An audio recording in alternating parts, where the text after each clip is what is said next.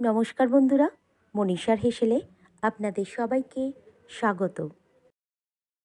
আজ আপনাদের সাথে শেয়ার করব ভাপা ইলিশের রেসিপি। খুব কম উপকরণ দিয়ে আর খুব কম সময়ের মধ্যে কিভাবে সহজে ভাপা ইলিশ বানিয়ে নেবেন সেই রেসিপিটি আজ আপনাদের সাথে শেয়ার করব। এখানে বাজার থেকে দুটি ইলিশ মাছ কিনে আনা হয়েছে, তবে মাছটি খুব একটা বড় ছিল না। মাছটিতে প্রথম হাফ চামচ পরিমাণ লবণ আর 1 চামচ পরিমাণ হলুদ গুঁড়ো, হাফ চামচ পরিমাণ রেড চিলি পাউডার দিয়ে ম্যারিনেট করে 10 মিনিটের জন্য রেখে দিয়েছি। এখানে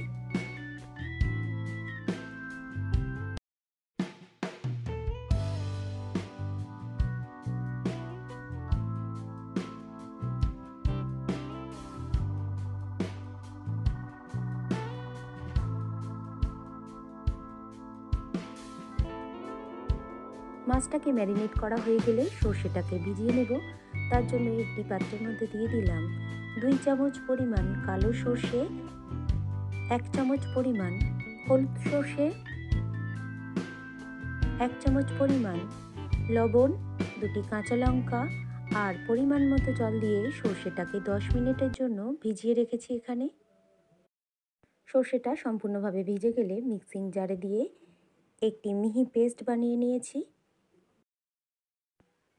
সর্ষে বাটার মধ্যে দিয়ে দিলাম 1 চামচ পরিমাণ নারকেল কোড়ানো, 1 চামচ পরিমাণ লেবুর রস যুক্ত করলাম।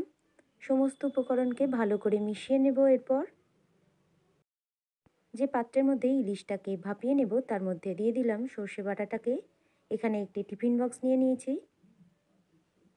বেশ কিছুটা পরিমাণ সর্ষে বাটা দিয়ে দিলাম আর ম্যারিনেট করে রাখা ইলিশ মাছটাকে একে একে টিফিন বক্সের মধ্যে এইভাবে সাজিয়ে দিলাম। উপর থেকে আবারও বেশ কিছুটা পরিমাণ সর্ষে বাটা দিয়ে দিলাম। এখানে মাছের মাথাটাকে না ব্যবহার করে মাছের দাগা অংশটাকে ব্যবহার করেছি।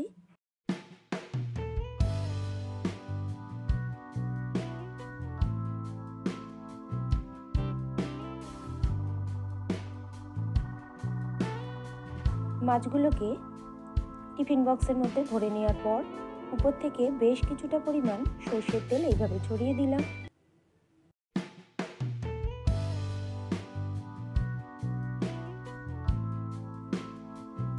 উপর থেকে দিয়ে দিলাম 4টি কাঁচা লঙ্কা।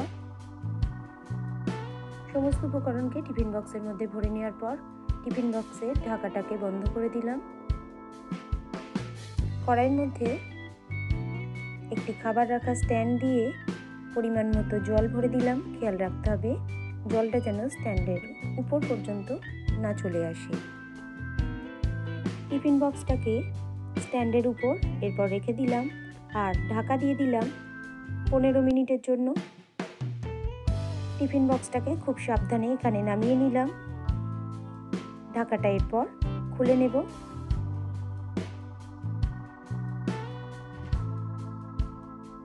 তৈরি হয়ে গেল আজকের রেসিপি ইলিশ ভাপা। গরম গরম ভাতের সাথে পরিবেশনের জন্য একেবারে প্রস্তুত।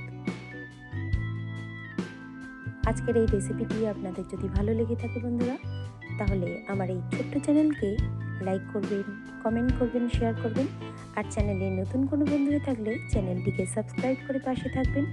এই ধরনের রেসিপি সবার প্রথম দেখার জন্য পাশে থাকা বেল আইকনটিতে প্রেস করে রাখবেন। রেসিপিটি শেষ পর্যন্ত দেখার জন্য আপনাদের সবাইকে ধন্যবাদ। সবাই ভালো থাকবেন, সুস্থ থাকবেন।